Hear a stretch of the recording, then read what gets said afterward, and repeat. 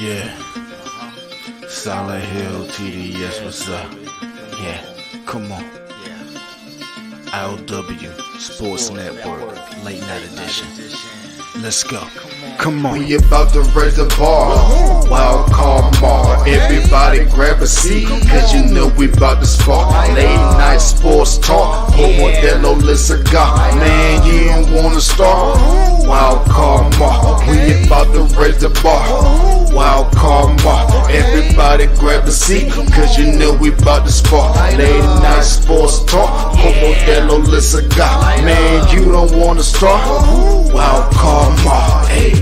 L Boogie with the hot flame, ashtray full of top names, little tree for your membrane. This the 9-hour time frame. I just snatched up a 6-pack, got my hands on a lid pack, whipping up a little batch of snacks. Yeah, man, I think I'm all set. Late night, can't sleep. Go ahead and just tap in. Better grab you a cold one, and we about to get some laps in. Wild card on the microphone, he'll hit you with a couple flurries. Y'all need to just strap in for some entertainment sports commentary. We about to raise the bar. Wild card mark. Everybody grab a seat, cause you know we about to spark. Late night sports talk. Modelo Le Cigar. Man, you don't wanna start. Wild card mark. We about to raise the bar. Wild card mark. Yes, sir. Yes, sir. Yes, sir. You heard the intro. We about to raise the bar because it's the last show of the week. It's Wednesday. You know what it is. Your man, Wildcard Mar, in the building. It's episode 426, late night owl edition of the I.O.W. Sports Show. Thank you for tuning in. Hey, man, I don't know about you, but if you need to get a drink, if you need to get something libation, whatever vice you got to just kind of just sit down and chill, you don't want to miss this episode. My man just came off a vacation. He went to Puerto Rico. He went to Miami, Orlando, got a little tan on him. But he back, y'all. And I had to bring him back to the show because, hey, we got some things to talk about. And it's time for him to let his rant fly. We'll definitely get into that. And we'll, because it's the last show of the week, we'll definitely drop my top 10 NFL power ranking according to me.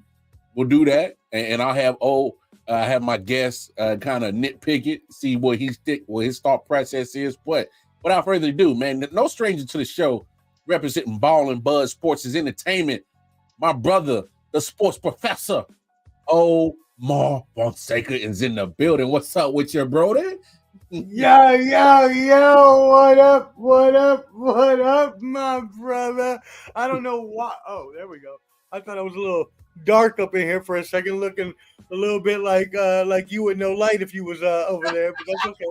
We good. I'm back. We here. We live now. I love you, my brother. Thank you for having me on, as always. Representing Ball and Buzz. You already know, my brother. Thank you so much.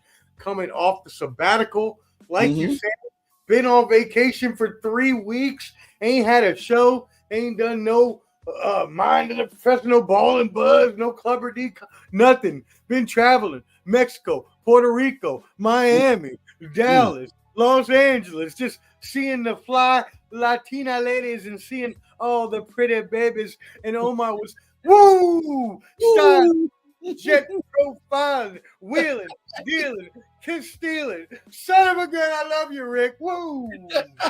That man was stepping, wasn't he? Ooh, that man was stepping. Hey, man. They had me doing the merengue and the salsa. I didn't know what I was doing. Hey, man, when that rum chata get to hitting, man, hey, you don't know what you do. You just do something. You just move. Salute, my friend. Salute the Puerto Rican rum. Salute. No doubt. Hey, man, obviously, you know what happened. And I just got to say it, man. This is why I have people like you on the show. Because you the sports professor. You talk knowledge, all right? And if you missed the episode that I'm talking about, go back. You'll find it. It was preseason. We did the preview to NFL season, team by team, as much as I could, as many teams. I didn't get all 32 teams in, but the teams that I did get in, I had to get my man Omar talk about his Las Vegas Raiders, and he had a take, and he hit it spot on. He said at some point in time, Vontae was going to have to get traded. And poof, while you on sabbatical, he got traded. New York Jets. Hey, man, I'll ask my questions. I'll ask them, but I really would just want to give you the floor, man. You gotta have a rant about this situation, man. Hey, man, floor is yours, bro. And Mark, I know you're my boy. I know you're gonna let me give my rant off, but really, I really just want, as a professor of many different, educational, different, segments, I need to be able to explain to the people the history of what has just happened here. And so this goes so much back further than Davante Adams. Davante Adams is a cog in the piece of shit that is the Las Vegas, Oakland, Los Angeles Raiders since the last time we went to the. Am I able to curse on this show? Man, really? Hey, okay. It's late night hour. We keep it gut over here, baby. On the late night. I'm fucking sick and tired of this shit. This is just another piece of shit cog in the log of bullshit that we have been dealing with as Raiders fans for years. Now, I'm going to put my personal feelings aside, but I do want to give a little bit of history lesson as to why this has come about.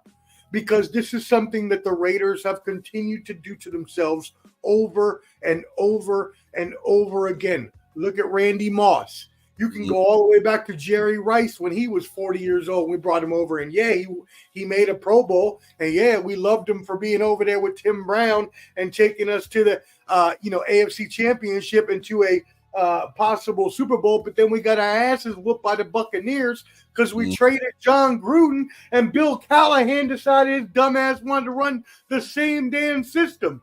Now let's go back even a little bit more around that time. How about we look at Bill Belichick, Tom Shady, and the rest of the New England cheaters? Tuck rule, which is the bane of my existence and the worst football call in NFL history. Yeah, terrible call. All of this goes back to, my friend.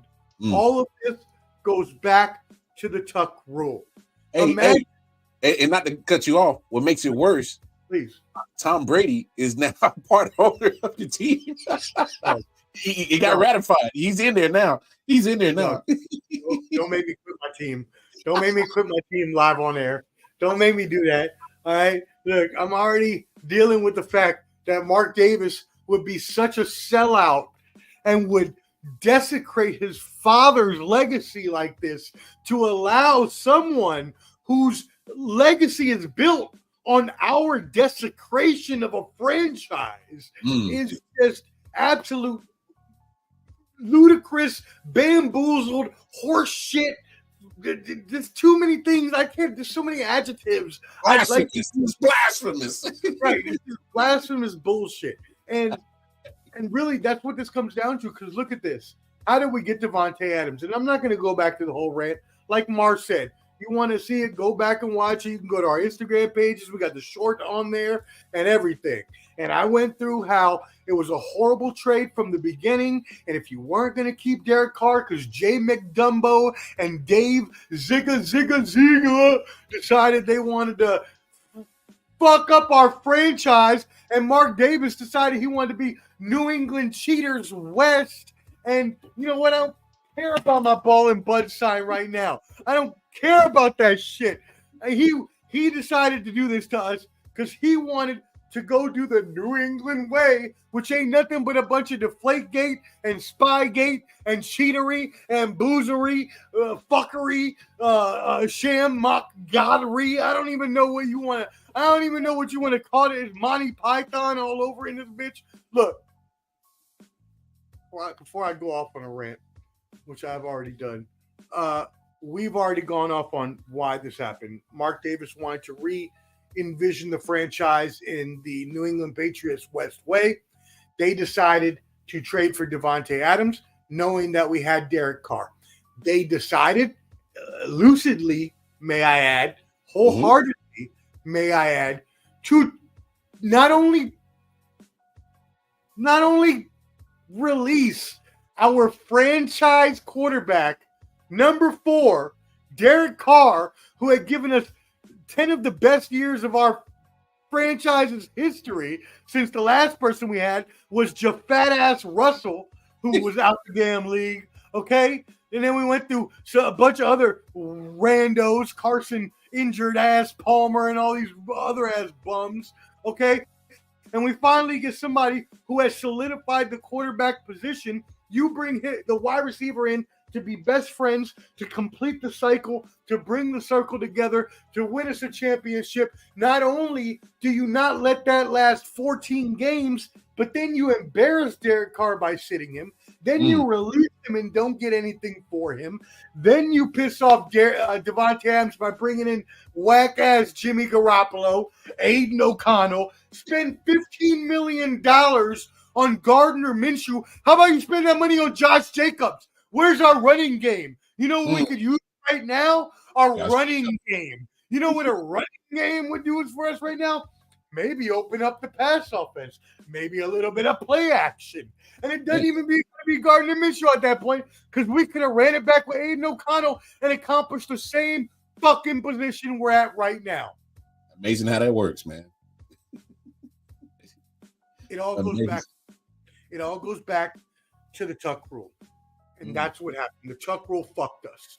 The Tuck rule, the cheaters in New England, the NFL, who did not like Al Davis and conspired to cheat against us with the Tuck rule, screwed us. If it wasn't for the Tuck rule, we beat the Patriots in that game. We go on to win that Super Bowl. We go on, because we're definitely beating the Rams. Come on now. We go on to win the next 2 Super Bowls as well, as long as Tony fat-ass Saragusa doesn't pancake Rich Gannon in the end zone and make him fucking retire. Then we would have had another one. No. You know what happened? We traded John Gruden. Bill Callahan ran the same offense back in the Super Bowl, made us look like some chumps. I was in the military. I had just gotten in the military.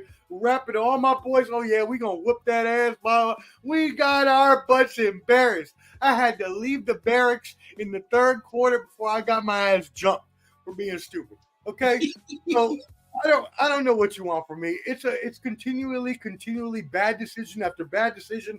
Let's bring in these 1st round picks. Let's bring in Randy Moss when we don't have a chance. Let's bring in Davante Adams when we don't have a chance. Let's bring in all these other players. And I mean, I can go back to, I forget the guy who was in New England, the defensive lineman we brought in. Seymour, yeah.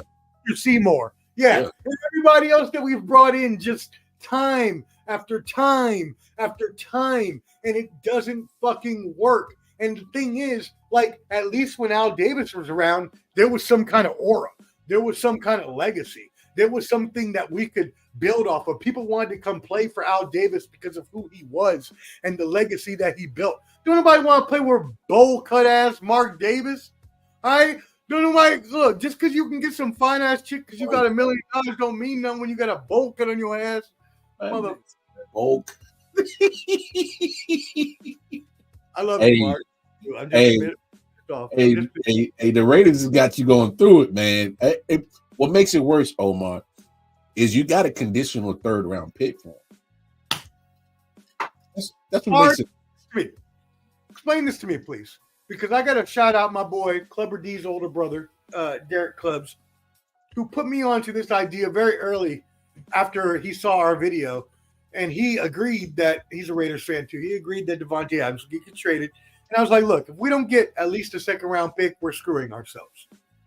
And he said, you know what? The Jets are going to trade for him, and he said that early on. He said, why don't we get a 3rd round and Hassan Reddick? What are we doing?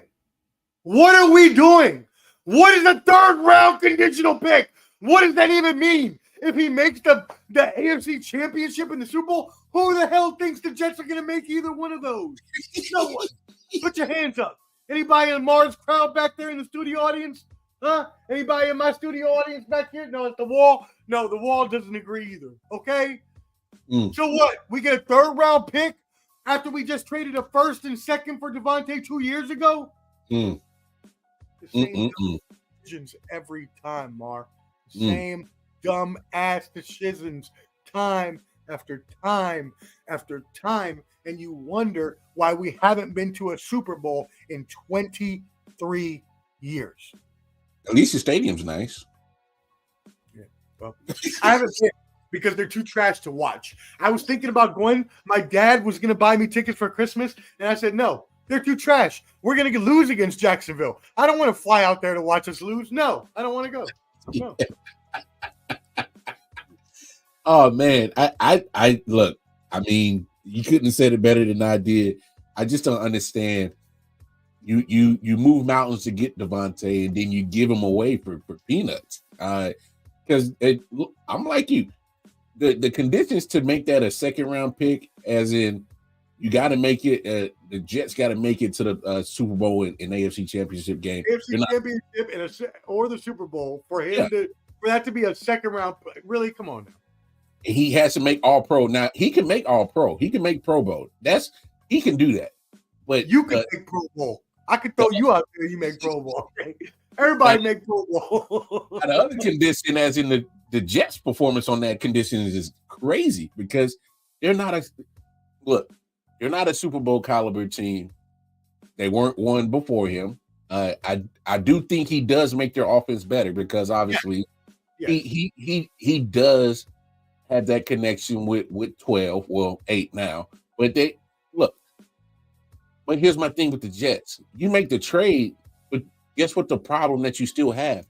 You still can't block for Aaron Rodgers. Yes. You still got that same problem. So you can have Devontae Adams. You got Tyron Smith, who was playing for the Cowboys. He's giving up 5 sacks. He's leakier than a water faucet right now. He's old and beat up. It's just a matter of time before he gets injured. Like that's been his MO for the last 6-7 years. He'll get injured. Vera Tucker, who the guard that they drafted high in 2021, I like him, but he stays injury. He's injury prone. Other than that, you have no notable names on your offensive line. Yeah, you bring in Moses from Baltimore, but he's in the latter years of his career. He's 33.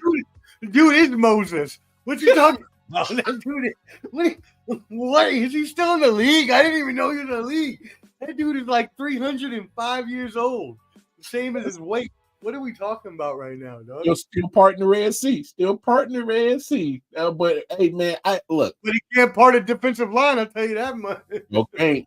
My thing is like I talked about it the other night. I understand what the Jets are trying to do. They're going all in.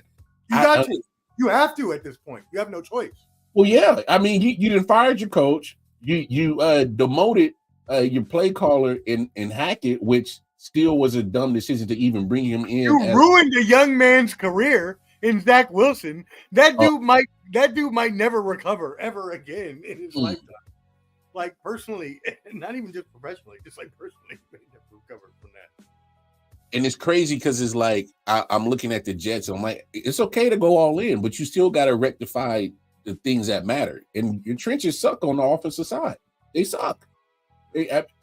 Aaron Rodgers is 40, coming off an Achilles injury. What are you expecting from him behind the poorest offensive line? He has that. We known Aaron Rodgers to have enough mobility to get out some sacks, but he don't have that mobility coming off an Achilles injury, trying to avoid sacks behind that trash or line. Point blank period. They don't give him enough time, and that's the thing. Is his release time now? And I read a stat on this the other day that his release time is a half a second longer than it was 2 years ago. And that was just right before his Achilles injury, where he was still getting older, and that was slower than his, premium years. So we're talking, this is a guy who's a second and a half slower release time than his prime. Like, what are we talking about right now? If you can't be mobile and get out the pocket, you got some good pass catching backs in Breece Hall and Braylon Allen. Sure. You've got some wide receivers. If Mike Williams will catch a ball, you got Garrett Wilson, and now you got Devontae Adams. Sure. You've got a potent offense right now. But again, can the offensive line keep him, in the pocket long enough to be able to complete a pass? Yes, Devontae does help because he is more of, at this point, a possession receiver, a in and out receiver, either short yardage receiver where Garrett Wilson can be more of the downfield connection. Like you said, if you don't have enough time to throw the ball, it doesn't matter. And your defense cannot continue to keep you in the game against these high-powered offenses when you're not able to keep up with the offensive side. Facts. I'm looking at this NFC North, and all teams are over 500. You got 5-0 Vikings, I believe 4-2, might be 4-1 Lions. Let me double check. 4-2 Bears, 4-2 Packers. I talked about it the other day with my man Tony the Savant. I did not see this from the NFC North that all these teams were going to be above 500. I didn't see this. I thought it was just going to be a race between Detroit, Minnesota, Detroit and Green Bay. I'm sorry, and Minnesota might compete for a wild card spot. And I thought that the Bears would be a dumpster fire. But lo and behold, my thoughts on the Bears. I shared them the other day. I'm still not sold on them. I will give credit when credit is due. Caleb Williams has progressed. He's showing that he can play some ball. And so I'll eat that crow. But what has me not sold on the Bears is I haven't seen them beat anybody worth of significance, and their schedule is going to get tough. What's your take on the Bears so far, man? Yeah, no, I think it's exactly what you said. We're seeing the growing pains of a rookie quarterback, and you know me, fuck USC. I'm a UCLA fan. I hate USC, so I don't care for Caleb Williams at all. I also know that the Pac-12 is not known for their defensive prowess, and I know that Caleb Williams didn't really face any tough defenses in college. Now, that being said, I also thought with his talent, he had the potential to be a great quarterback. So when we started the season and I was hyping him up, when everybody else, on the bottom line and other places were, not as high on him, and then he started to falter a little bit. I'm one of those people that knows that rookie quarterbacks are going to take time to get into their groups. And that's exactly what we saw with Caleb Williams. Now he's starting to progress. And the thing is that he has the weapons to succeed. They have put every single weapon he could need around him. He has 3 receivers, 2 could be number ones on other teams. He has a tight end in Komet. He has DeAndre Swift, who has come. Not DeAndre. Yeah, it's him. DeAndre Swift, who has come on the past couple games. After stumbling out the blocks a little bit. So he has the Roschon Johnson backing him up. He has the offense around him to succeed. Can the defense keep up for the rest of the year? Probably not, but that's just because they're inexperienced. A lot of young players. They got rid of Khalil Mack. They got rid of a lot of their older veterans. So I think that Chicago is still going to be last in that division, as you said. But they're going to be a lot better than we thought they would be. I still think they're not going to win more than 6-7 games. But for them, with a rookie quarterback, I think that's good. I think that's good. Yeah, no doubt. And Minnesota is really the surprise there. Yeah, go ahead. Speak on it. And I will eat my crow because at the beginning of the season, I still think they're very, very overhyped, and I still think they're going to end up biting the dust eventually. But I said at the beginning of the season, we've seen everything we could see from Sam Darnold. There's nothing else we need to see. They're not going to win. They're not going to be a playoff team, and I still don't believe they will be a playoff team. But I have to eat my crow and say that they've gotten off to an amazing start. Now, I will not be one of those that subscribes to Sam Darnold for MVP or, Minnesota Vikings as a Super Bowl contender, but I will say that I was wrong and they are a much better team than I thought they were going to be because I thought they were only going to have about 4 wins at the beginning of the season. Yeah, and they've already eclipsed that with still them in Kansas City, the only undefeated team so far. What do you make of this Aiden Hutchinson loss? He'll be out for the rest of the season. I like the Lions. I really think they're good, but I don't know what to really think of them without Aiden Hutchinson. I don't know if they're going to be as potent on the defensive side as they once were. I mean, to be honest, if they don't call the Jets for Hassan Reddick, or if they don't call the Raiders for Max Crosby, I don't think they're serious about winning. What's your take on a Lions going forward without Aiden Hutchinson? Well, first of all, prayers up for Aiden Hutchinson because you got the right guy on the show. Because just about a year and a half ago, it's almost 2 years ago now, it was February of 2023, I as well broke my tibia. I was riding my bike. I almost got downtown, almost got ran into by a car. I decided to jump off my bike so I didn't get hit by the car. I landed on my heel and my tibia broke, at the bone in my knee.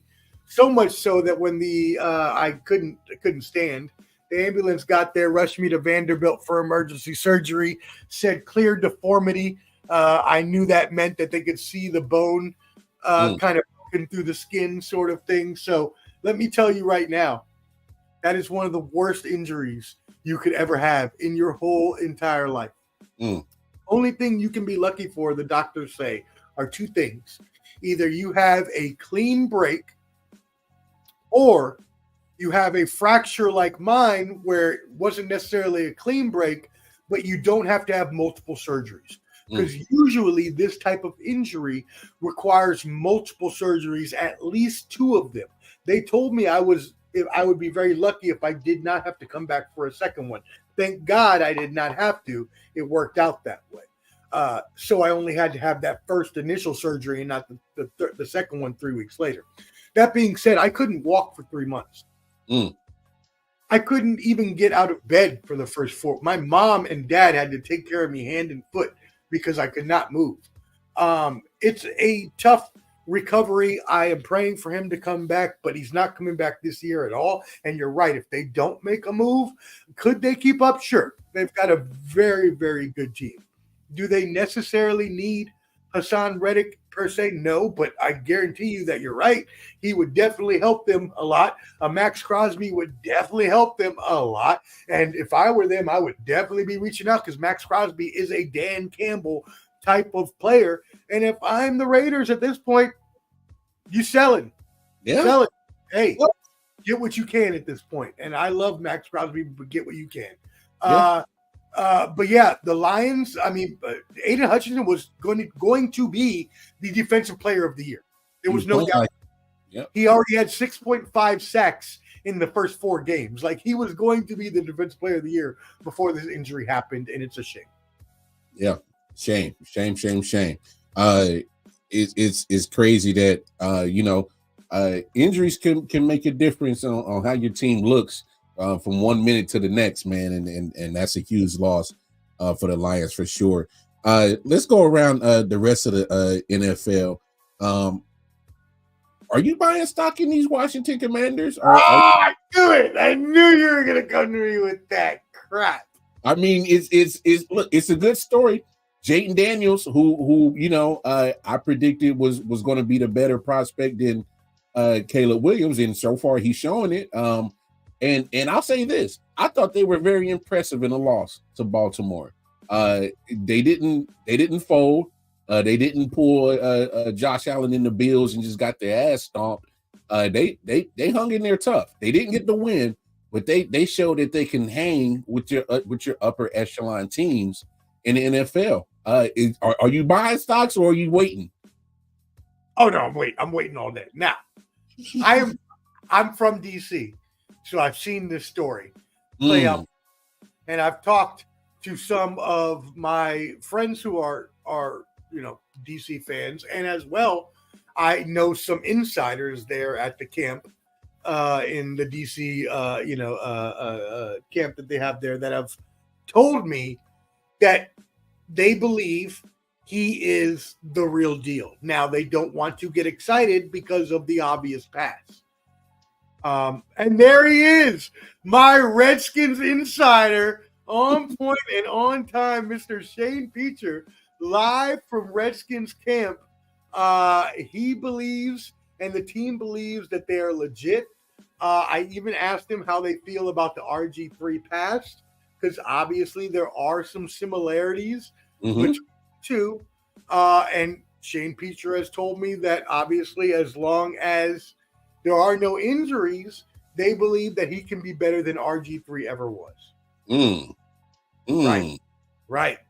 Now, what we've seen it from him is, to that point, the truth. He is the first rookie quarterback ever to have 5 touchdowns and 300 yards rushing and passing per game in his first 5 games. So when you look at that, you say, wow, for a rookie quarterback to come in and do this. And again, I'm going to eat some crow here. I don't usually do this because, I'm the professor. I'm usually right. But I thought that Jaden Daniels was not going to be as good because I saw him at Arizona State. Because again, I was a Pac-12 fan. So I saw him at Arizona State and he was not good. So when he went to LSU, I was like, he's probably just going to flame out under Brian Kelly. He did the opposite. Now he's progressing. Do I believe that this changes Washington's franchise? If he stays healthy, yes. If he doesn't, no. But again, does that mean they make the playoffs this year? I think they're along that Minnesota Vikings vibe. I believe even if he's good enough, they'll still probably flame out, fringe, wild card sort of. But that's not what they care about. And if you ask Shane Peacher and you ask the rest of the Redskins fans and Redskins insiders, they will tell you that progress is him staying healthy, and progress is him and them winning more games than they had expected to win. True. Hey, that's fair enough. But I will say this: looking at the NFC East right now, wide open, like Stormy Daniels' vagina. What are we talking about? What are we talking about? Sorry, Stormy, you didn't deserve that. You didn't deserve that. I should have said strays, Stormy catching strays. Hey, but I should have said Jenna Jameson. My bad. The analogy still applies. At the end of the day, Giants. Nobody's worried about the Giants. The Giants are still the Giants. Brian Daboll's getting fired. Daniel Jones is gone. Ooh. Now I'm with you that Daniel Jones, because I think this is the last year that they got guaranteed money and they're able to get out their contract after the season. I feel bad for him. I think he's gone. Now, as it pertains to Brian Daboll, oh man, it's tough to.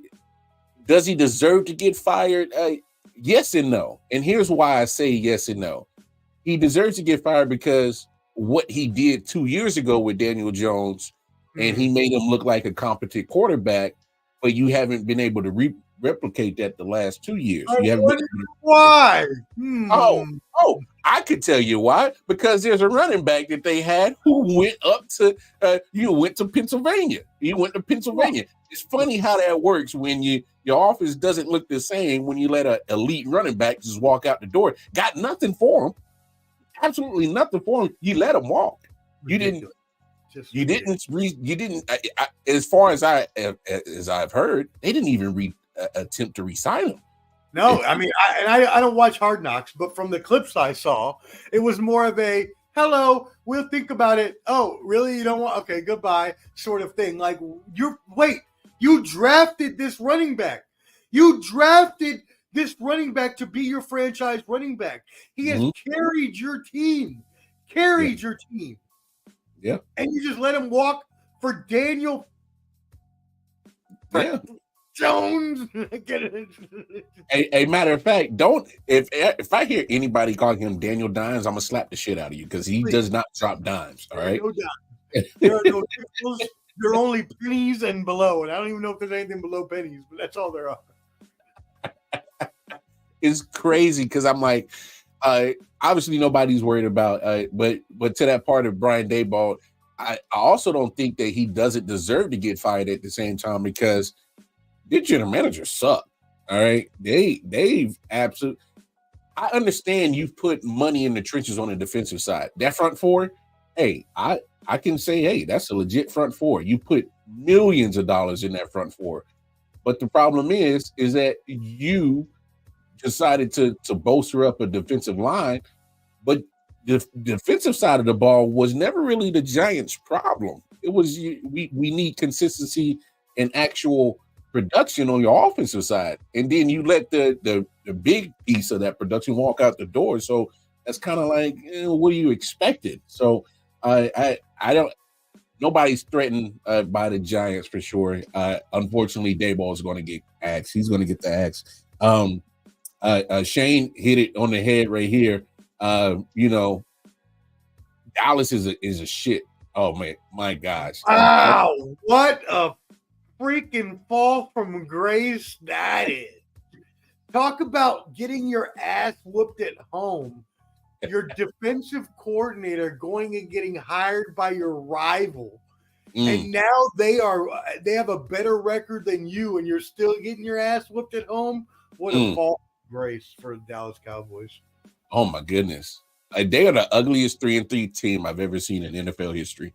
It's bad. It's bad. And here's the thing, because I know we had talked about it earlier. I didn't think that they were going to re-sign Dak. They ended up giving him $60 million a year. What a waste of money. They re-signed CD. That made sense. And I remember your take. You was like, "We'll try to sign all three." I did. I said sign all three. Now what do you do? What do you CD, do now? To be honest, I don't know if you re-sign Micah Parsons now. He's injured now. Well, not just that he's injured. It's the fact that the defense has been trashed, and it's been trashed with him on the field. So how do I justify giving you this type of money and say that you're worth top tier elite pass rusher money when you haven't really affect the pass rush of my defense? The defense is horrible. Yep. I cannot justify, if I was a smart GM, I can't sit here and say that, hey, Micah Parsons, I'm going to give you Nick Bosa money, but I'm not getting Nick Bosa production. Now, there are games, specifically when they play the Giants twice a year, that Micah Parsons is elite. When he plays Bishop Sycamore, he's elite. All right? Thanks, Bishop Sycamore. When he plays elite offenses, I can't sit here and say that you deserve Nick Bosa type of money because you're not a about that though. Think about what you're saying. We were just talking about him being Lawrence Taylor, the next of Lawrence Taylor, and now we're talking about not even signing him to a contract.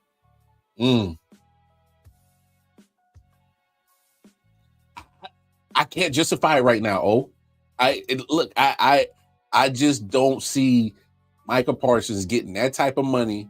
But the problem is, we're still talking about Jerry Jones. Right. What are you gonna trade him for though? Right. Like, I mean, you can't get no one's gonna. I don't think anybody's gonna give you. Well, somebody might give you a first. No. You still trade for him. I don't know if you'll get a first rounder, but the fact of the matter is, we're still talking about Jerry Jones. Jerry Jones, I think, will still pay him.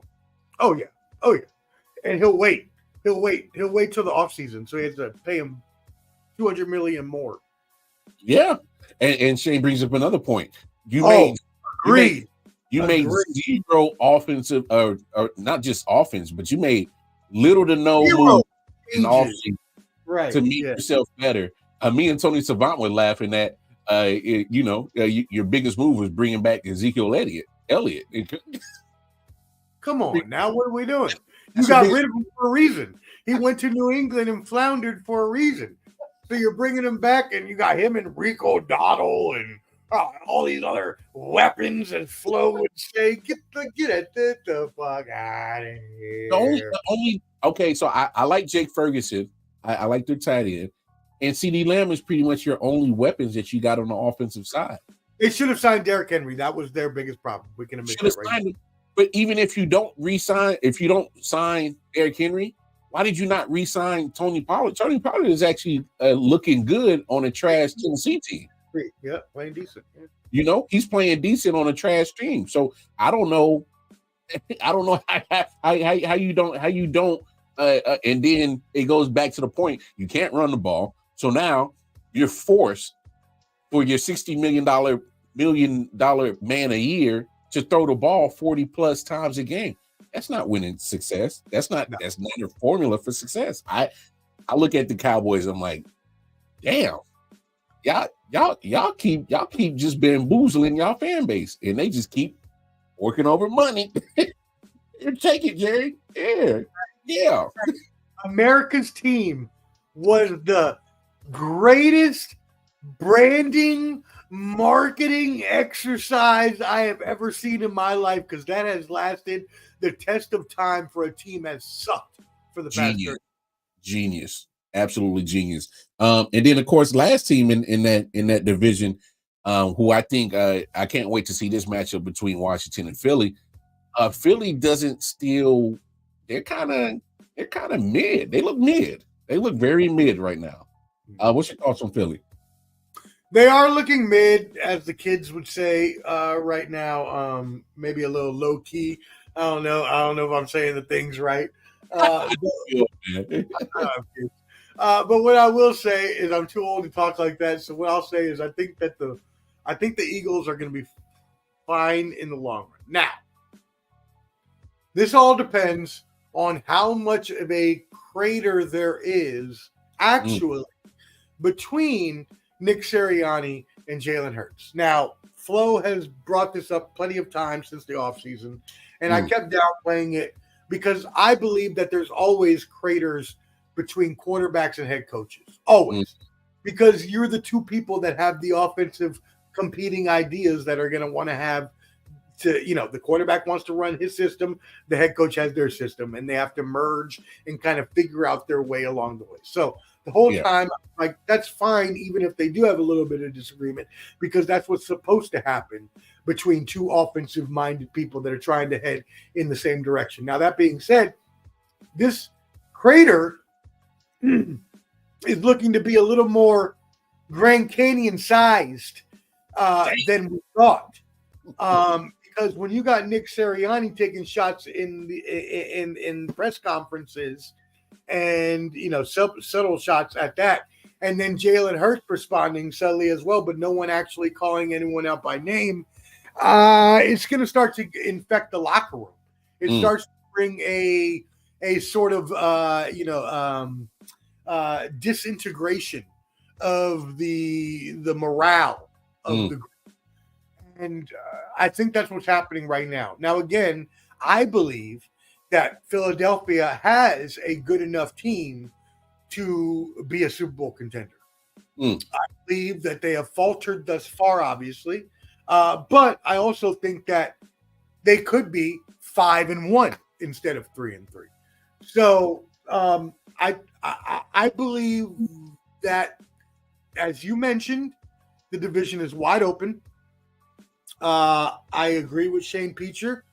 I think that the Eagles and the Commanders are, what we're looking at right now, which is, again, sad to say for the Cowboys. I don't think the Commanders' time is now, even with Jaden Daniels playing so good. You cannot expect a rookie to play that good all year long. So I still think this is Philly's division to win at 3-3. That's fair. Here's my only gripe about Philly. And I started the year with this guy as my number one candidate to get canned.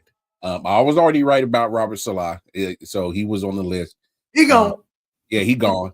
I had a couple other cats on there. I had Mike McCarthy on the list. I had Here we go.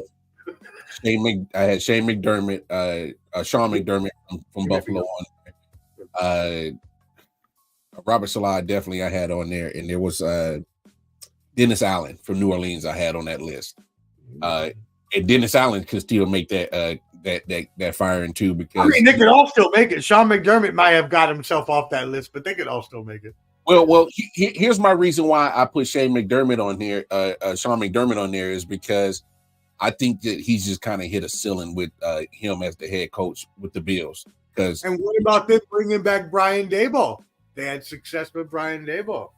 I wouldn't be surprised. But here's why I think that why I'm not Crafty Southpaw. What's happening? Man, glad to see you back in the chat. Here's why I not sold on the Eagles. It's all Nick Sirianni. I think the guy's a buffoon. I think he's a clown. Okay. I think he's a straight clown. And to Crafty Southpaw's point, and Shane's point, you look how he's lost his coordinators after the Super Bowl, and they just haven't looked the same since losing both those coordinators to Arizona and Indianapolis. And I just think he's just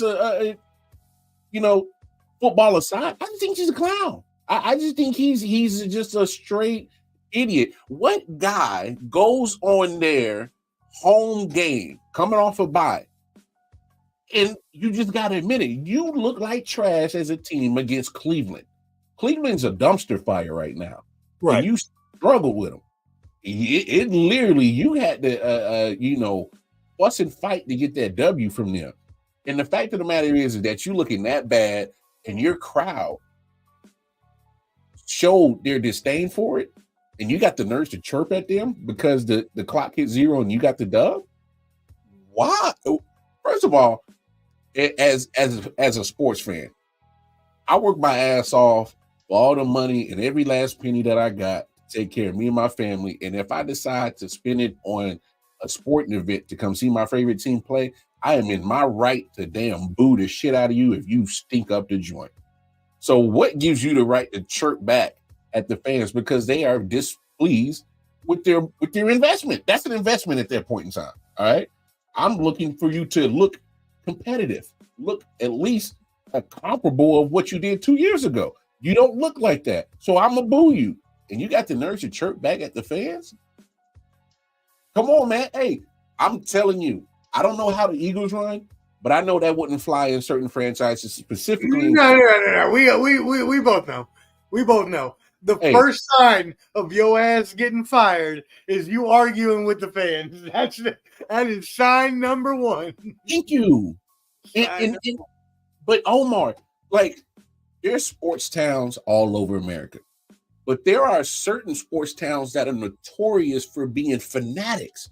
And Philly is one of those towns. And if they are pissed off with your performance, they will let you know. They flood the radio lines waiting to get their take to tell you how bad you are. Nobody even listen to radio no more. But in Philly and New York, your ass will be on the radio.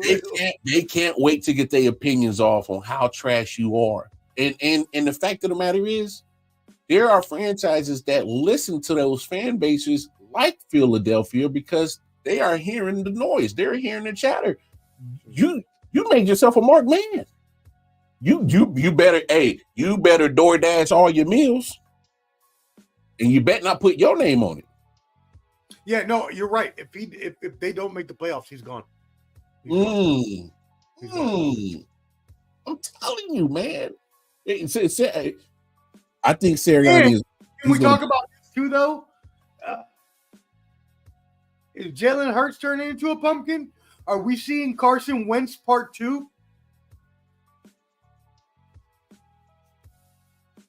Hey, Hurts is following the same exact trajectory that Carson Wentz did. Get him to a Super Bowl and flame on down. I love Jalen Hurts. I love him. I love him as a player and a person. I like him.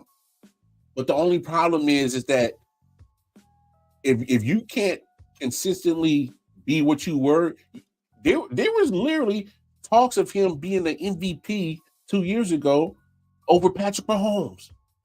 And I've been on the record on my show and many other shows. I thought personally he outplayed Mahomes in that Super Bowl. Take away the fumble. That was a bad fumble. I understand that. A lot of people would agree with you. But my thing is that what we saw 2 years ago got you paid, got you the contract, but you have not brought that same guy back. And I understand there's some disconnect between you and Sirianni. There's some things that's just. Do we think another coach would help that? Do we think another coach, like, who is going to be the coach for Jalen Hurts that will bring out his potential? Is it a Mike Tomlin, maybe, that could bring out that sort of potential? Is it a Shane Steichen? I'm about to blow your mind. I'm about to blow your mind. Hit me. Sirianni gets fired. Jeffrey Lurie calls USC and says, "Hey, What's the buyout for Lincoln Riley? Okay. Because they're trying it with what's his name? Kellen Moore. They're trying it. It's still kind of sputtering. I don't think it's quite. Well, and that's looking at Kellen Moore, because now this is the third place in a row that we've hyped him up, and he ain't done shit. Well, so I mean, so it's to me it's I don't think he's not able so far to overcome the coaching that he had with Shane Steichen. Okay. Got it. Okay. You know what I'm saying? It was more detrimental for him to lose Shane Steichen than anything else. Because they could play interchangeable parts on the offensive pieces. That's not the issue. Obviously, you got both your wide receivers locked up, AJ Brown, Devontae Smith. One of the best duos in the league, Yeah, you got your pieces. You got Saquon. Come on, you got your pieces. Yeah. So you got offense. I mean, Dallas Goedert's hurt right now, but you got Goddard. He's one of the top tight ends in the league. Yeah. Come on. So it's not the lack of weapons. That's not the issue. I'm willing to bet if you gave those weapons to about half of the league, they will look a lot better than what they do right now. Oh, yes, I agree. So my thing is that the moment that Shane Steichen took that Indianapolis coach job, we probably should have seen the writing on the wall that there was going to be a step back from Jalen Hurts. How would you like a Jalen Hurts, Jonathan Taylor offense? Let's go. My goodness. My thing is like, come on, Jalen Hurts. Is like, you got to get back to form. You gotta learn how to. It's on him too. He got to get better too. He do. You got to.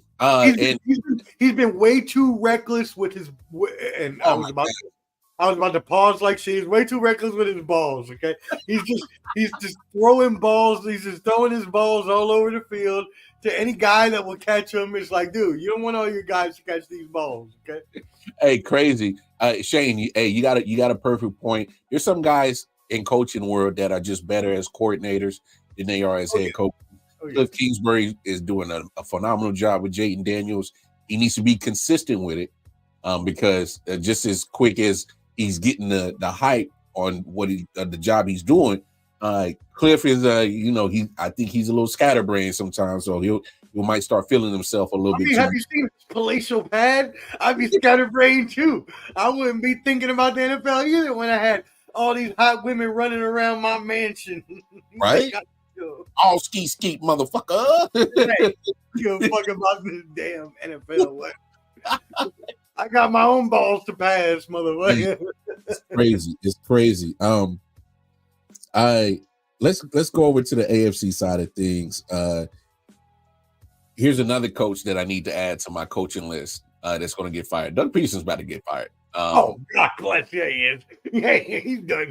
I don't know when it is. I don't know if they're going to make it through the season with him, but he's getting fired. And when is their bye week? When is their bye week?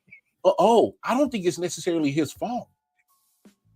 My thing is that Mar. No, hold on. Just hear me out. Here's why I don't think it's his fault.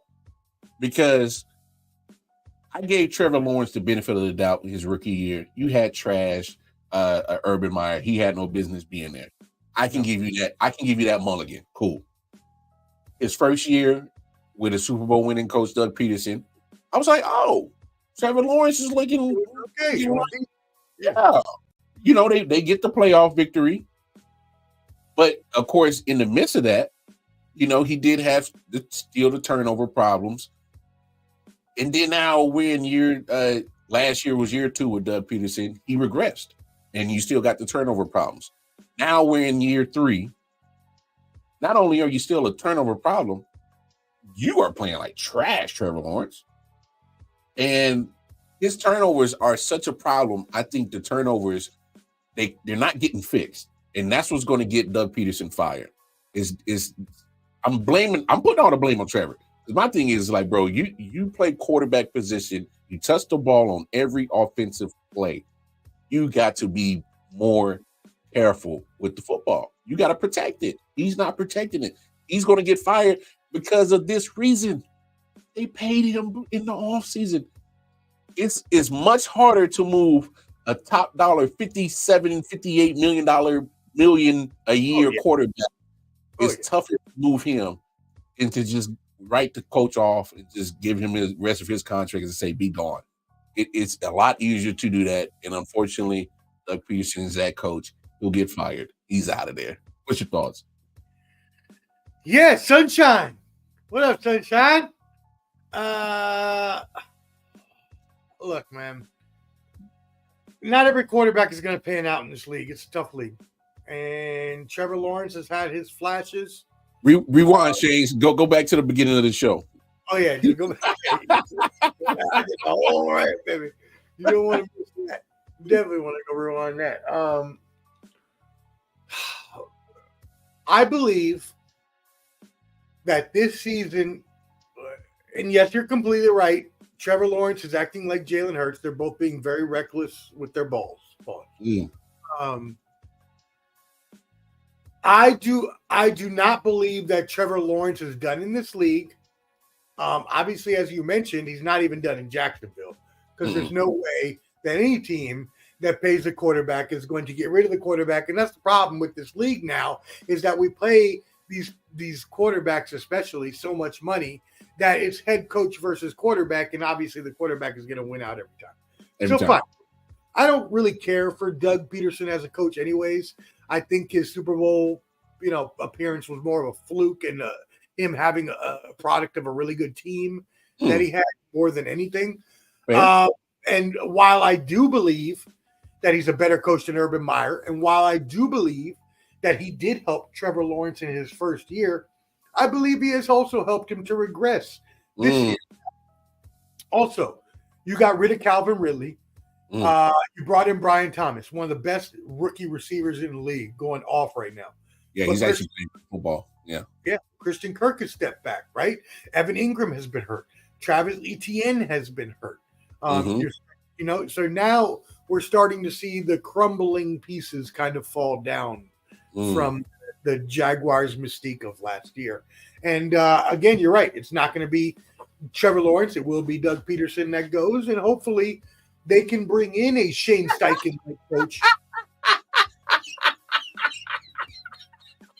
I love you, Shane.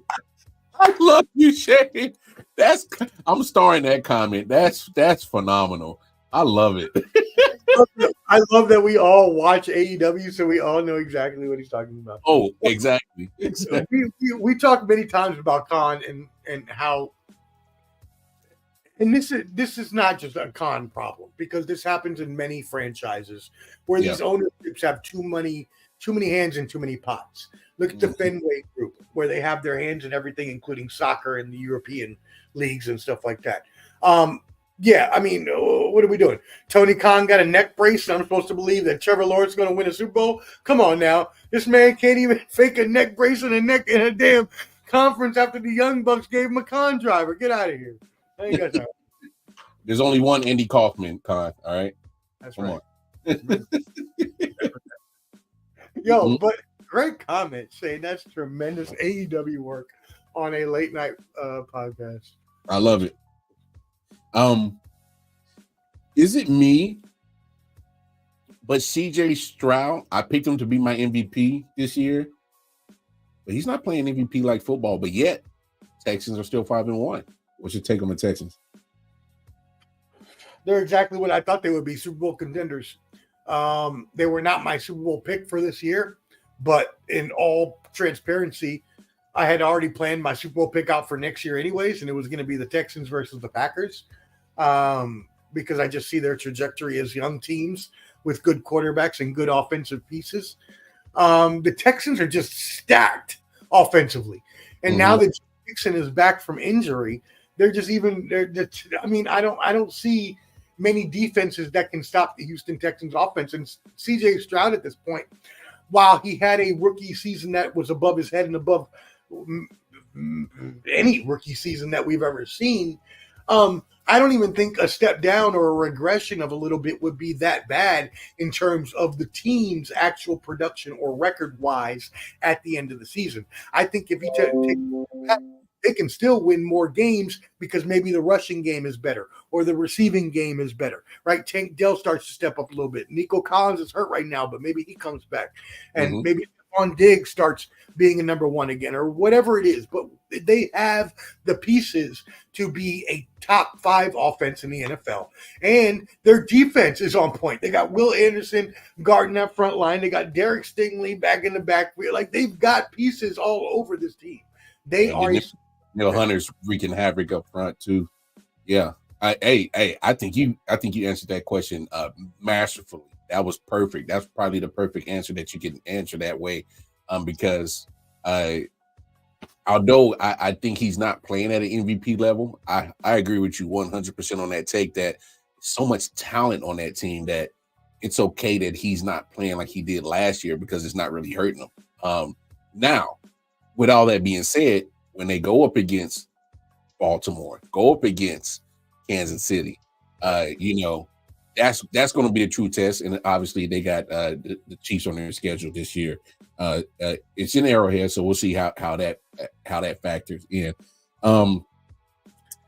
Tay, come back to me. What are you doing? Get away from this bum. All right, he's a bum.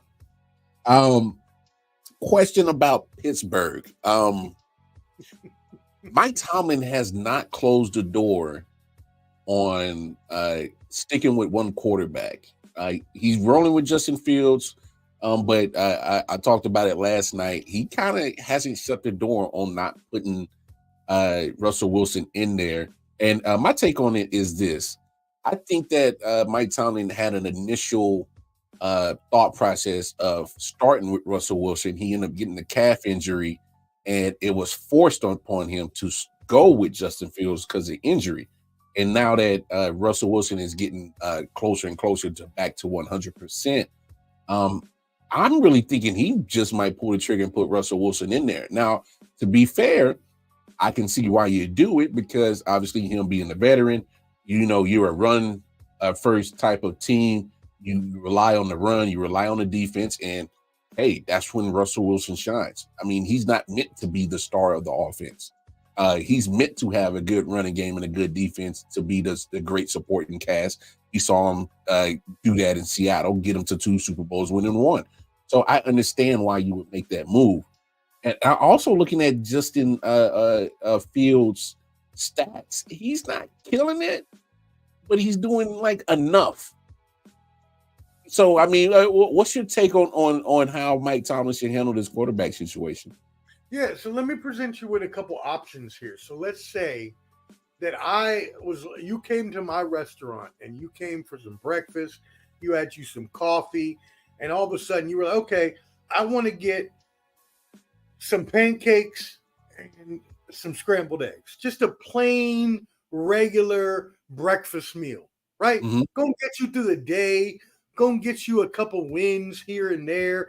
Maybe not going to get you 300 yards, 400 yards. The pancakes just going to do you justice on the stomach. Make sure you're good for the day. Now, let's say you also come into the same restaurant, and I offer you some chorizo and Wagyu beef, green eggs and ham. That sounds delicious. Sounds delicious, but what about those green eggs? Could be bad, right? Those could be musty. They could be a little over boiled. They could be a little funky. The eggs could smell a little bit. But I did. You're damn right. I got the good witch from Denny's was my sandwich. You're damn right. Or the moon's over Miami. Shout out my brother Francis Long. But let's put it this way. Justin Fields is your plain breakfast. Russell Wilson is your green eggs with ham, but could be really good because of exactly what you said. The offense that we're playing in. Mike Tomlin, by the way, before we go any further, can we just put Mike Tomlin in the Hall of Fame right now?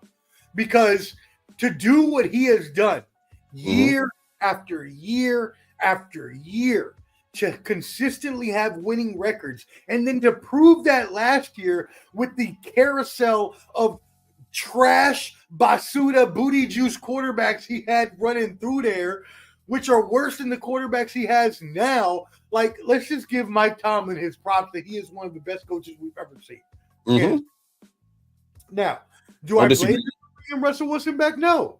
Okay, Justin Fields won you some games. But like you said, the offense is built off of play action. It's built off of running. You got Najee Harris. You got Jalen Warren back there. You do play action with Russell Wilson. Bada boom, bada bing. That's what's supposed to work, right? Yes, you have Justin Fields. He's played well because he can run with his legs, but that's not what you need in this offense. You need some that can get the play action pass, get passes off to George Pickens, et cetera, Freiermuth, et cetera.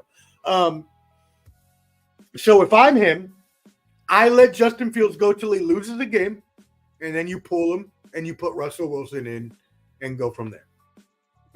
Fair.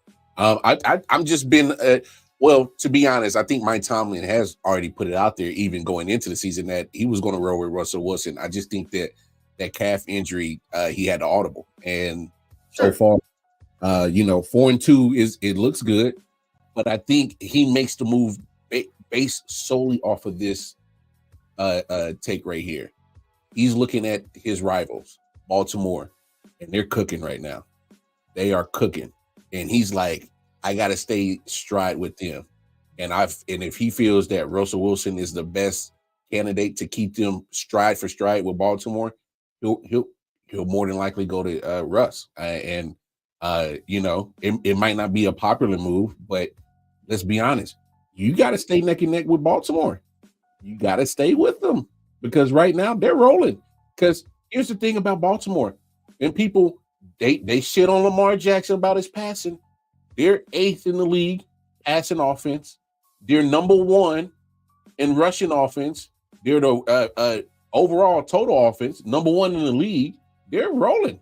I have no time for anyone who ever has anything to say about the Ravens, because they continually prove themselves year after year after year after year. They have a top defense every year. Even they got rid of Patrick Queen and they still have a top defense. They run whoever and whatever at running back before Derrick Henry finally came along. Like, come on now. What are we talking about? The Ravens were my Super Bowl pick, and they will be in the Super Bowl. Ooh, man.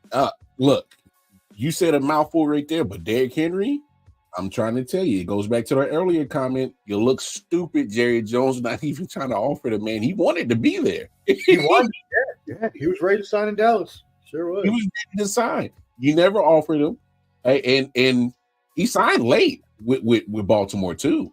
So it's not like you didn't have a chance to get him. You chose not to. You bring back Zeke Elliott. That's working wonders for you, right? And fact of the matter is, they finally, after 2 games, obviously losing the tough loss to Kansas City, losing to the Raiders, they haven't looked back since. And they finally figured out how to use both Lamar Jackson and Derrick Henry in that running game. And like the gap between them and everybody else in the league in rushing the football, it's that Grand Canyon crater that you were talking about. And let's let everybody know, because there's a lot of novices out there that are not paying attention to and watching actual football like you and I are. The run game is in vogue now. They are bringing back the power rush offense. We're moving away from a passing NFL, and we're going back to the running backs. And running backs are going to start making a lot more money. Bingo. Hey, I'm so glad you said that, because fact of the matter is, they tried to devalue the running back position. They tried to, and it was like, no, running backs aren't important. Bullshit. Baltimore, they stuck with the plan. They've always been a run first team. And lo and behold, watch it come back full circle within the next few years. You're going to see people going back to investing in the running back position, and they're going to make the running back position a focal point again, and it's going to come back full circle. And one of the best parts about that is Saquon Barkley and Josh Jacobs being so good on their now second contracts. Mm-hmm. Big time. Big facts.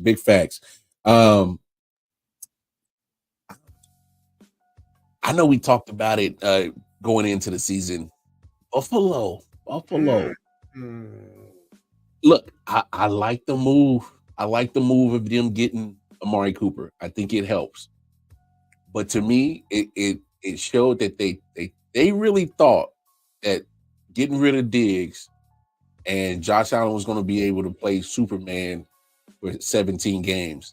6 games in, they was like, "Yeah, we 4-2, but hey man, go get And that. Cook is hurt. And Cook is hurt. Come on now. Go Get that man a wide receiver." You go run that man into the ground, son. You go run that man into the ground. And Cooper is just a Diggs mold. What are we talking about? They're both pretty much the same type of receiver. Like, they're going to get you possessions. They're going to get you the first downs. They ain't going to do very many long bomb passes. Like, they are pretty much alongside the same type of receiver. So basically, and I get it. Diggs and Allen were having problems. I get it. Whatever. Who cares? You're always going to have problems between receivers and quarterbacks, just like you will quarterbacks and coaches. Yeah, but you find a way to work that out, bro. You find a way. So now they're going to bring Cooper in, and Cooper is I will say this, knowing both of these receivers very well. I went to the University of Maryland, so I know Diggs very well. Shout out my fellow Terp. And I'm also a Raiders fan, so I know Amari Cooper very well.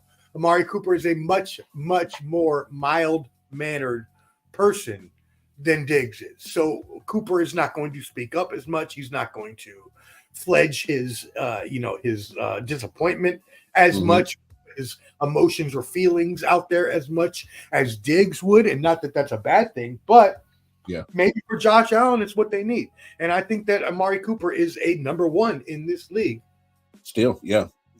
And I think that's a big point on not only did they making the trade to get Cooper, but I think it plays a big part in the reason why they moved on from Stephon Diggs, because eventually, egos always conquer dynasties. I mean, go ask Julius Caesar how egos ruin dynasties. So history lesson for you youngins. I mean, it's some of those things. It's those intangibles about football. Rub and tug, not the rub and tug, not the. Oh, speaking of that, thank you, Shane, for the segue. Oh no. You talking about the worst trade in NFL history? The worst ever. The worst trade in NFL history? I mean, what was the worst before this? The Herschel Walker trade? It was up for number one for Herschel Walker. So Cleveland gives Houston all those number ones and some seconds, and they get Deshaun in return. And albeit it was in the midst of his little situation off the field, I thought it was daring. But the thing that baffles me the most about that trade. Daring is a very nice word. I have a better word here in a little bit. But daring is very. Well, what made the trade so terrible is that you paid the man $231 million fully guaranteed, sight unseen. You did not know what you was getting. You did not. You thought you was getting pre-rub and tug, Deshaun Watson. You got post-rub and tug. You got post-rub and tug. You got because you got post ejaculation, Watson. That's what you got. I've never seen a fall off this bad because that dude busted his nut and fell to sleep forever. Bro, it's crazy how literally 4 years ago, before the situations happened off the field, we were talking about him being one of the most elite quarterbacks in the league. Yep. We were putting him up there with Aaron Rodgers in the playoffs. We were talking about him with Patrick Mahomes in the same breath, and post rub and tug. This guy is Will Levis. This guy is bad. Dude, he's averaging less than 5.5 yards per attempt. It is horrible. And that's a good thing that Shane's bringing up. The posture of his teammates. Omar, they can't get out of this contract, bro. No. And And they don't nobody, deserve to. They don't and deserve to. Fuck nobody, the Browns. They deserve no, everything that's coming to them. nobody is trading for Deshaun Watson. You're not gonna find a fool to convince them to take that man in his contract off your hands. You can't. I have said this. If you're going to bench him, you better do it now. Because you can justify benching 27 million, all right? But the following years, you cannot justify benching 77 million per for the next 2 years. You can't just. Who do you go to? Well, I've never been the biggest Jameis Winston fan, but I trust him a lot more than Deshaun right now. I mean, but come on now. You're paying him all that money. You gonna sit that man on the bench and let Jameis Winston run out there and throw interceptions? I get it, but bro, he is bad. He's bad. He is bad. I can't sit here and just look. I know they're sitting at 1-5, and it's more than likely that they won't get better. But their season's done. Oh, they're done. They're done. Yeah. But still, I can't justify this guy being in the huddle, being the starting quarterback the way that he is playing. He is bad.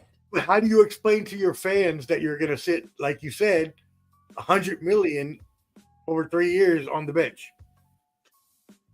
Hey man, I'll just have to release a statement, say, hey man, this is in the best interest of wanting to win right now.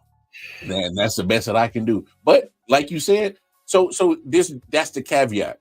We obviously see that and speaking of Browns, my man Bobby G is a Browns fan. I feel for you, bro.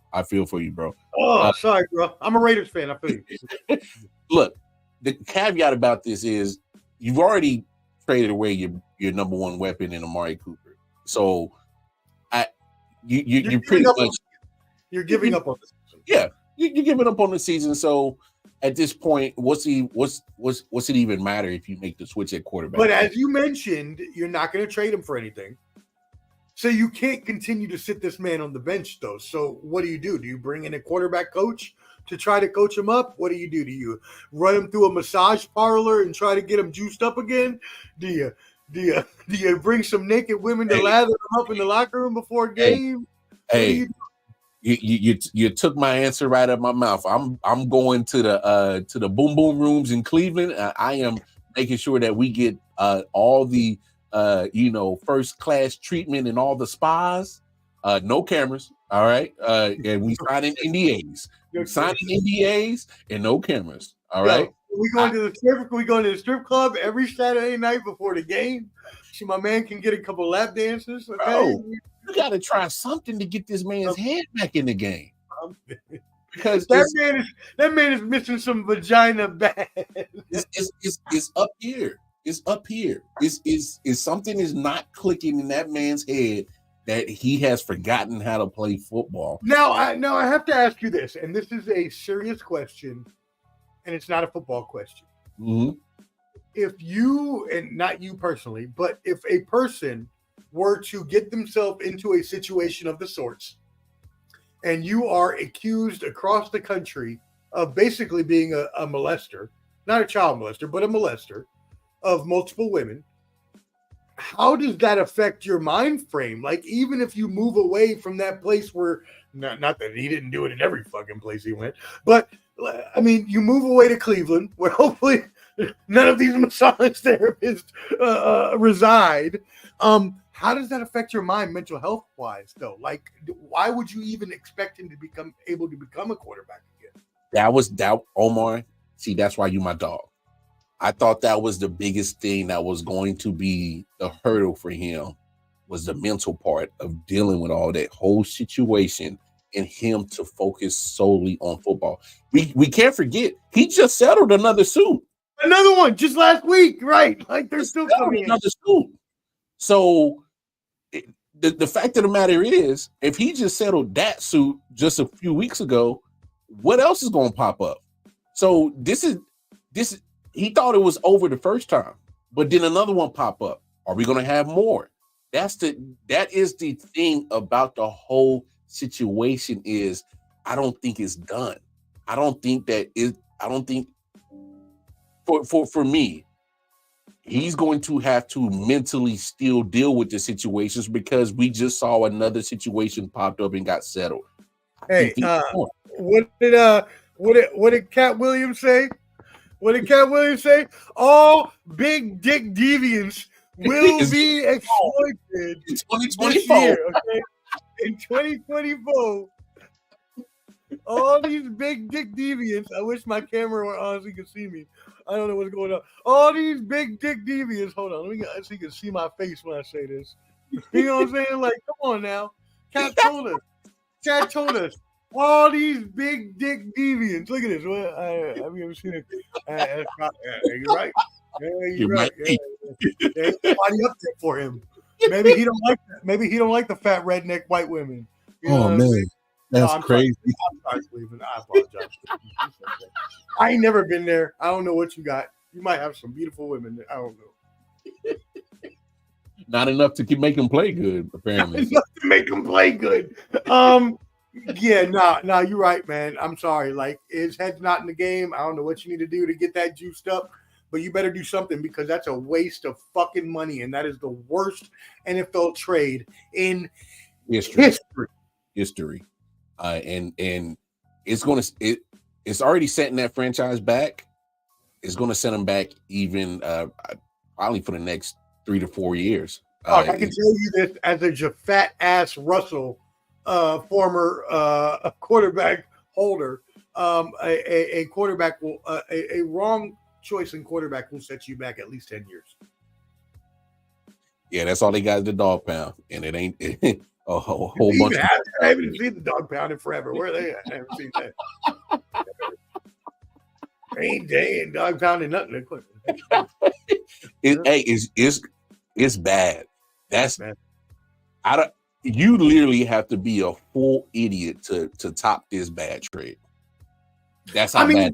Look, everybody told them beforehand. It's not like the whole world wasn't like, this is a bad idea, and they still did it. So, hey, they got nobody to blame but themselves. And the fact that he runs that franchise with his wife, and the fact that his wife let this happen is even more disappointing than anything. Okay, so there were other teams in play to get Deshaun Watson that would have made the trade, and Cleveland did it. That's not the issue. The issue is that you paid him sight unseen that godly amount of money, fully guaranteed. Fully guaranteed, too. Fully guaranteed. Sight unseen. I think that's what makes the trade so bad, is you literally, we'll trade for him, which is, hey, understandable because you thought you were getting, pre-herc and jerk.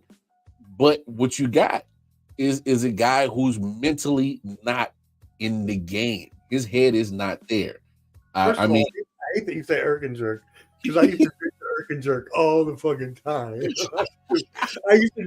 high school, I used to drink that Herc and jerk like nobody's business, yo. But this is the thing again, and I hate that I have to put this on a woman. But if it were Arthur Blank going out and getting Deshaun Watson, it would be a lot easier for me to digest than it is for the Browns franchise, which is not just run by the husband, but also run by the wife, which now means that the wife is complicit in accepting that she signed this guy who has, come on now. If it's 1 or 2 or 3 complaints, maybe we'll believe you. But 25, I'm sorry, dog, you did something. 25 plus and counting, because it looks like there's going to be. Obviously, I don't have any evidence of it, but the fact that he just settled another one a few weeks ago, there might be more coming out the woodwork. You don't believe Diddy anymore, do we? Oh, hell no. Great point. Great. Did you see the picture that came out with J-Lo butt naked, Jay-Z sitting there with his dick swinging, and just some rando dude, we don't even know who he was. It's like, what is happening at these parties, dog? What? Hey, I don't want to. I don't. Hey, Crafty Southpaw, you bring up a good point. It makes what Baker Mayfield doing. It makes it more laughable because you were. I didn't even think about that. You were in such a rush to get him out of there and this is what you got. I mean, it's crazy. It's crazy. Like, think about the Browns keeping Baker Mayfield. He'd be like an 8-year quarterback for them, kind of like a franchise quarterback for them, still doing the little, progressive commercials and whatever. And now you got him to be. They drafted him to be the franchise quarterback. He gets you to the playoffs. You haven't been there, and you beat the Steelers, your rival. And he had a down year the following year, but that don't mean that you just give up. I thought it was crazy, but here we are. Of course, it's Wednesday show, so I always give my top 10 before I sign off. And I'll have you pick it apart, and then you'll throw your chime in here. Number 10, I got the Buffalo Bills. You were able to get the win over the Jets, but like I stated before, the reason why you get Amari Cooper is because you knew for a fact you were not going to win or be relevant trying to play superhero ball with just Josh Allen. It just wasn't going to happen. I got him at number 10. I didn't have him ranked in my top 10 last week because they were coming off 2 bad losses, but I got them at number 10. Number 9, I got the Steelers right there. They were not ranked in my top 10 last week. I got them at number 9 this week. Point blank is that like we discussed about the quarterback situation, Justin Fields is doing enough to be 4-2, which is cool, but he's not your deciding factor that's going to continue to get you W's. And I can understand why you go to Russell Wilson, so I got them at number 9. Number 8, they didn't move from last week's ranking. I got the Buccaneers. Props to Baker Mayfield. He's proved me wrong. I've never been a Baker Mayfield fan, but he's been playing good football. Not only this year, definitely last year, getting to the playoffs, got a victory over the Eagles. Could have won that game against Detroit. Had Todd Bowles not quit 42 seconds into the fourth quarter while they were driving. I didn't understand what the fuck that was. I'd have been pissed off as a player. Like, dude, what are you kneeling the ball for? Yeah, that was wild. You go get the win. You conceded? No. So I didn't understand that, but they're right there, number 8. Number 7, I got the Falcons. They didn't move from last week's ranking. They're starting to figure out what they're doing on offense. I love their secondary. I'll probably that secondary pound for pound against any other team in the NFL. Jesse Bates, AJ Terrell, Justin Simmons, ball hawks that they got back there at number 7. And they're starting to, like I said, Kirk Cousins, say what you want about the guy, but when you give the guy a talent around him, he's starting to figure out how to get them the football. They're starting to come around on that side of the ball. Definitely you see Drake London taking a step forward that we've been waiting on. You're starting to see a little bit of Kyle Pitts starting to break out what we thought he was. It hasn't fully matured to what we thought he was yet, but you slowly see it starting, that he's starting to break out. Commanders. You're pissing my fantasy team off, Kyle Pitts. Come on. Oh, I stayed away from him. Number 6, I got Commanders down a spot from 5 to 6 this week. Tough loss against Baltimore, but they did show that they can hang with the big boys. I got them at number 6. Texans, I got at number 5, down a spot from the week before. Look, just like you said earlier, the best answer that you could ever give to that question. So much talent, so much great things around on both sides of the football. You get Joe Mixon back. I don't predict him to stay at number 5 next week. I think they're going to start rolling now that they got Joe Mixon back, got that running game going again. Number 4, I got the Lions down from a spot last week. The Lions still look like a damn good team, in my opinion. Before Aiden Hutchinson injury, I definitely thought that they were, head above shoulders, probably one of the better teams in the NFC for sure. I'm curious how they're going to look without Aiden Hutchinson. I'm not sure because we haven't seen it in the last few years or what that defense is going to look like without him. So I'm not sure they're going to be able to hold at their number 4 spot going into next week. Number 3, up 3 spots from the week before, Baltimore Ravens. They're rolling. They are absolutely scary. You had better beat them early in the year. So I'm talking about you, my Chiefs. I'm glad you got them week 1. because you don't want to see them right now. And the way that they're playing, it'll be a damn difference in the championship game from last year. They look scary. Just like you said, they were your Super Bowl pick, and I would not be mad if anybody picked them to go to the Super Bowl for sure. And hey, winning it. I mean, they're good, and they are damn good. Number 2, no change in their ranking. Minnesota Vikings. Look, they've been playing great football on both sides of the ball. I do have my trepidations, just like you, about Sam Darnold. Can he hold this up for the rest of the season? We've never seen it before from him. I don't know if things can change, but as of right now, Kevin O'Connell has him looking like a serviceable quarterback that knows what he's doing. Again, can he do it for the rest of the season? I don't know. Jury's still out. But right now, they are one of the better teams in the NFL. And of course, number 1, no ranking change on them. Kansas City Chiefs.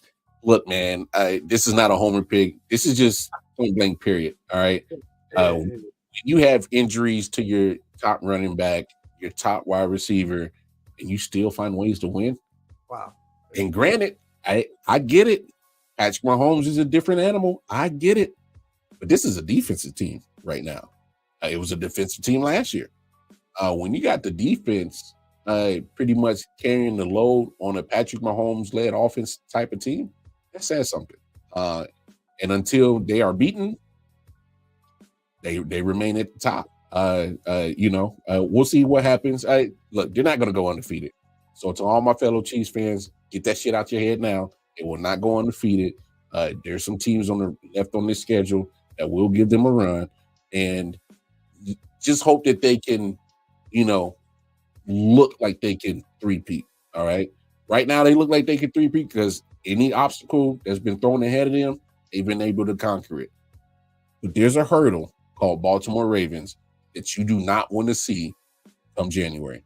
I'm telling you right now, you don't want to see it, all right? You better hope that they flounder and get bumped out by some team like Houston or somebody else, and they just don't play Baltimore Raven football for one game in a playoff matter and get bumped out. But I'm telling you right now, that's a hurdle that's going to be real hard to leap over for sure. Shane says you'll find out soon about Darnold with division play coming up for them. Oh yeah, especially with the way that their division's been playing. We talked about that earlier. It's been crazy how the NFC North has all of a sudden got the best division in football, which is crazy. Hey man, go ahead, nitpick at anything or swap some teams out that you want to, man. Go ahead, take a stab at it. Yeah, just a couple here that I have. As you mentioned, I am not a believer in the Minnesota Vikings. So because of the fact that I am also not a believer in the power rankings have to go by record, I will move the Vikings down, even though they are 5-0. I will move them down to number 5. I'm going to put the Texans above them. I'm going to put the, all those teams that you mentioned, the Ravens, all those teams are above them to me. Mm-hmm. I still do not believe they're that good, and I believe they will falter by the end of the season. Moving down to the bottom of your rankings, again, same thing with the Commanders. Look, man, I'm from DC. I want my friends to be happy. Even though I hate the Redskins. I mean, oh, shit. See, I'm so used to living in D.C. Even though I hate the Commanders, I just don't think that a rookie quarterback, and I will say this about any rookie quarterback, and this is even after C.J. Stroud's rookie season last year, because that can always be an outlier. Mm-hmm. I do not believe that rookie quarterbacks are able to lead their teams to Super Bowls, much less just, playoff victories. So I personally move the Commanders down. I would move the Packers up into the top 10. I would move the Bills up into maybe even 6 or 5 range. And San Francisco is going to be my 10th team because I don't care if they're 3-3. They've dealt with a lot of injuries, and they've proven when they don't have injuries that they are a top team. Now, have they persevered through the injuries like Kansas City has this year? No. But Kansas City has done something that you mentioned is just unbelievable. If anybody else had dealt with these injuries, they would be 1-5. So the fact that Patrick Mahomes can power them through those injuries, well, Brock Purdy's not Patrick Mahomes. Mhm. And so, but I do still believe that San Francisco, once they get all their pieces in order, I still believe are a Super Bowl contending team. So I'll put them there at number 10. Fair. Hey, no quorums. I definitely struggled with those last few teams, 10-9, because I was thinking I kind of like the way the Packers are starting to get Josh Jacobs rolling. I know they're dealing with some injuries with Zaire Alexander that kind of has left their secondary a little bit exposed. But hey, say what you want about Jordan Love. I think that guy's legit. I think he's legit. No, he's a dude, yo. Like when you find yourself a quarterback, and again, the Packers just know how to do this shit. It's just one after the other. Brett Favre, Aaron Rodgers, like they know how to create and develop quarterbacks. Bingo. That word, develop. And I talked with my man, Man Down Zoe, part of Man Down Sports. Shout out to them. He's a Falcons fan. And I think that was kind of some of the points that I made on how to justify getting Michael Penix in that draft was develop. Maybe he doesn't see the field this year. And hopefully, if he doesn't see the field, that's actually a good thing. That means that Kirk Cousins is playing well. And so I think the reason that they got so much backlash, and not that I think, we all know the reason that they got so much backlash is because though they had just signed Kirk Cousins. It wasn't like they had Kirk Cousins for 3 years and then drafted a quarterback. Now, at the same time, though, you got to look at quarterbacks with Achilles. Look at Aaron Rodgers. He ain't doing shit. Kirk Cousins was even lambasted because he had a bad first game. So quarterbacks take time to come back from injuries, and you have to be prepared. And good franchises think ahead. And whether you like it or not, Penix was thinking ahead. And whether you like it or not, oh, well, now they got him in the backup, and now he's going to be a quarterback for them in the future. So, Hey, it's called insurance. All right. There's a team in Miami that should have had some insurance a couple of years ago, and now they're paying for it because now they got no quarterback and their offense is dead because of it. And you wish you had a Penix instead of a Skylar Thompson, huh? Don't you? That was a solid joke right there. If you got it, you got it. No, but I mean, when you look at the franchise that what the Packers have done over the years, so you get a Hall of Famer in Brett Favre, which you didn't know that you were going to get that when you made that trade for Atlanta. That's true. And he turns into a Hall of Famer. You get Aaron Rodgers. He sits for 3 years. All right. You get another Hall of Famer in Aaron Rodgers. Everybody did the same thing. The way that Atlanta did when they get Michael Penix, they reacted the same way. Why would you go get Jordan Love? What? Why? In the first round? For what? It wasn't an 8th overall. It was like, I think it was like in the 20s. I think 24. Yeah, 24. But the fact of the matter is that they had the formula, and I think Atlanta's pretty much copycatting it right now. And it doesn't hurt. It doesn't hurt to have insurance because we just got to be honest. Tua, I have my reservations about Tua, but him and Mike McDaniels are magic in Miami. But the fact of the matter is, 2 years ago, when you saw this man struggling to stay healthy with the concussions, that should have been your point in time to say, hey, man, let's go get some insurance. Let's go be in good hands with Allstate. You decided not to. You didn't do it. You didn't do it. Wow. Okay, granted, he stayed healthy last year. You paid him. So now you're with him. You paid him. But you still didn't get no insurance. I mean, trust me, that little $100-something I pay for my car insurance every year, I hate it. I absolutely hate it. But you know when I love it is if I get in an accident. Yeah. And I love it. Well, I have to assume, and I think I read a story somewhere. Now, I know what you mean by insurance in terms of backup quarterback, but I have to assume, and I believe I did read this, that they have insured some portion of his contract for injury. So I believe, like, if he does retire, they get, some portion of that contract back. Yeah, and he still has some guaranteed money to take care of him and his family. Sure, yeah. Which he should. And I mean, I'm with Mike McDaniel. Look, dude, you're doing this. This is your life. This is your family. If you feel like you want to continue to play and continue to make money and support your family, then by all means, go ahead. Who the hell am I to tell you no? Shit, Brett Favre got Parkinson's now. Junior Seau killed somebody because he had mental. Chris Benoit went and murdered his mother, his wife, and his son. Like, all these motherfuckers got CTE. It ain't gonna change. You can put as many guardian caps as you want on these motherfuckers, and you still gonna have CTE. So it don't matter. I'm sorry. Like, you've already played this game long enough that you probably already have some amount of it, anyways, just built up from junior leagues and high school and college and all this other shit where they don't even diagnose concussions. Yeah. Like, if it were me, look. If it were me personally, if I were his father or Mike McDaniel wanted to act like his father, I'd tell him don't do it, just as a personal, I like you, I love you, I want you to be okay. But the professional trying to make more money for your family, keep it going. Fuck, do what you do, man.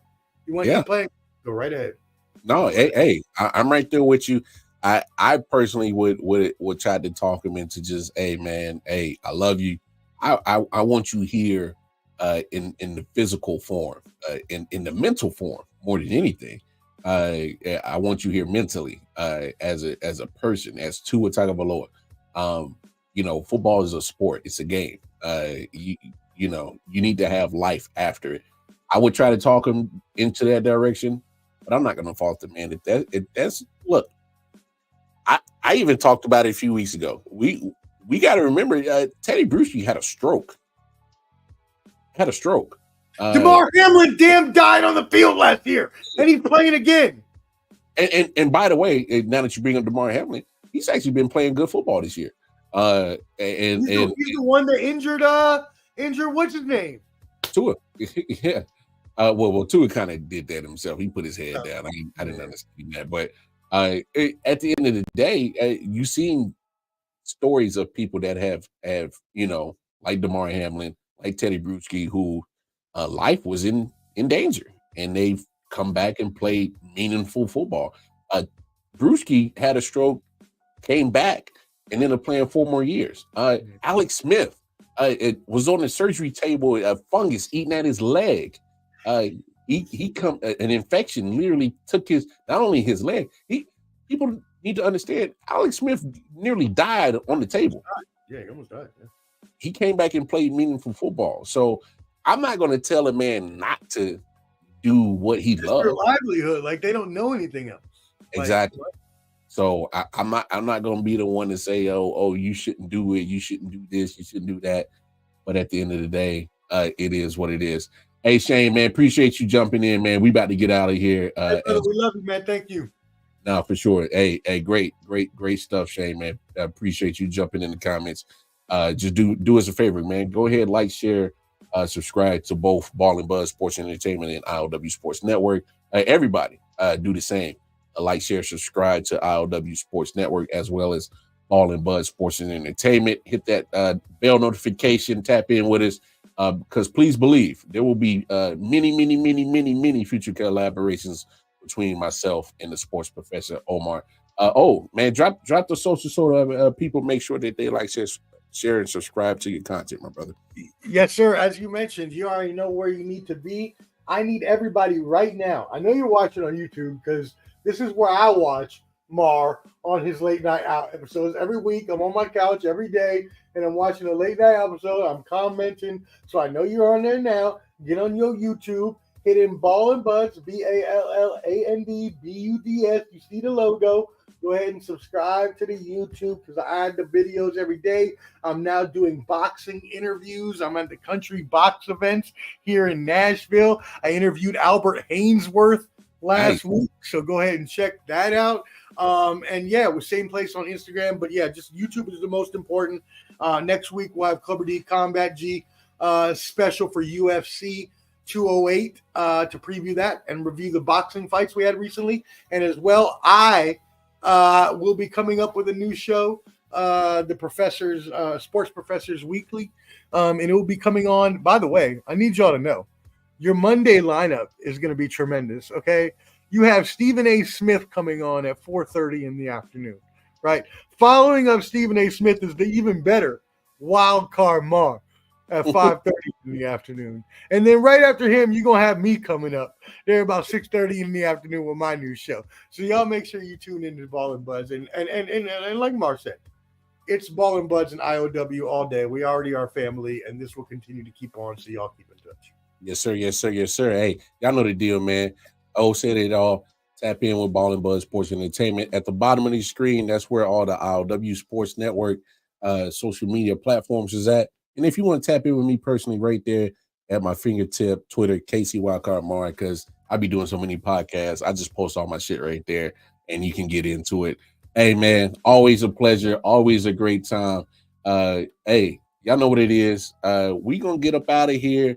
Hey, we'll see y'all next week on 3 more episodes of the I.O.W. Sports Show, Late Night Owl Edition. On behalf of Omar, the sports professor, I am the Wild Card Mar. Y'all take care of yourselves. Take care of each other. God bless. We out of here. Peace. Yeah. Solid Hill TDS, what's up? Yeah, come on. Yeah.